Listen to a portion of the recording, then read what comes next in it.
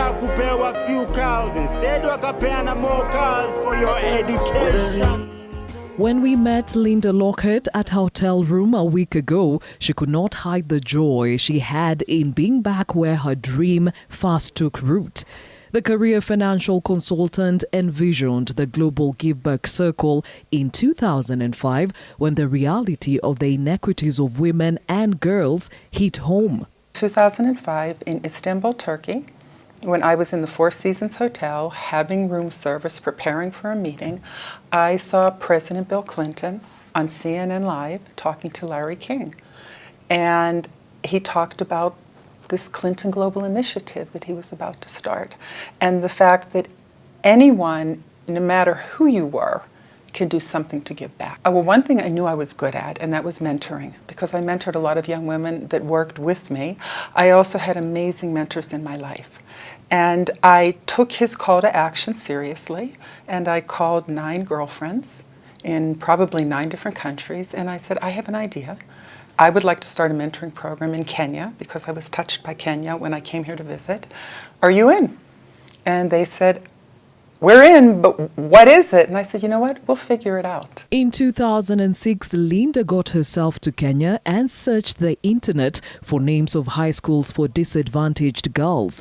Starehe Girls Center, St. Martin's School for Girls in Kibagare, and Blessed Generation in Ruiru came up. She then sold her idea to the principals of these schools, and Global Give Back Circle was officially born with only 10 girls.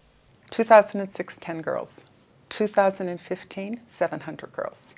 Wow. It's pretty exciting. Those first 10 girls that we started with in 2006, I have a picture that I keep in my apartment in New York City. I now am back in the States, so I'm no longer living in Paris. And it's a picture of those 10 girls. And it's a picture that reminds me of how a passion can grow if you stick with it. And what I love is those faces of those 10 girls and where they are today and what they're doing today. You know, I see Mary, and Mary now is up in Dubai and working on her MBA, and she was a Clinton Scholar at the American University of Dubai. Edna is now running the Global Give Back Circle here in Kenya. Vera is working for KPMG. Joyce is working for Deloitte. So I look at those 10 girls, and they're, at that time, they were orphaned and vulnerable girls. That was the description. 10 years later, mentorship is still a critical part of the Global Give Back Circle that encourages people to invest in it by walking the journey with the girls from start to finish. This has helped sustain the program and also teach the girls on how to pay it forward. So to have a structured process in place of mentorship, that's what makes it work. And I'm a strong believer that the reason the girls in our program successfully make this transition is not just the scholarship part of it. It's because there is one woman who is holding their hand through this process and helping them not slip through the cracks. And when I look up the word empowerment in the dictionary, I don't know if you've ever tried to look it up, it says to be empowered. What does that mean? How do we empower people? But there was a paper written by the Harvard Business Review, and it said, we become empowered every time we implement something successfully. The Give Back commitment is a project plan. And every year, those girls implement it successfully. Those Form 1s at Starehe Girls Center implement it successfully. By the time they are in university, they've done 8 Give Back projects. They become empowered.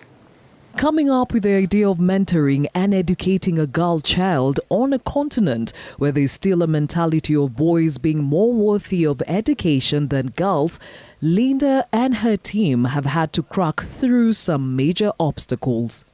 Getting them to believe that they're good in math, science, and technology, getting them to embrace it. So I'm not sure if you know this, but a critical part of our program is every girl goes to an ICT course that is 6 to 8 months. And that's that gap period between finishing Form 4 and going off to university and college for the simple reason that you mentioned. I think of it as a finishing school, an empowerment program, 21st century skills. But when she's done with that, she really gets it, that she If she loves IT, she loves it. She can do science. She can do math. The Global Giveback Circle, which runs on donor funds from partners across the world, both in government and private sector, has now spread out to other countries including South Africa, China and India, and it boasts of hundreds of beneficiaries and mentors who have come on board to give back of their time and skills. This was evident at the Global Giveback Circle parade held in Karura Forest that saw another batch of girls graduate from the program. The proceeds of this parade will go to making sure that girls in West Pokot finish their education till the university level. The Global Giveback Circle has also partnered with the recently launched initiative by First Lady of the United States Michelle Obama, Let Girls Learn, that seeks to reach out to the 62 million girls in the world that do not have access to education. For Women Empower, I'm Gladys Gashanja. Wazazi walikataa kupewa few cows, instead wakapeana more cows for your education.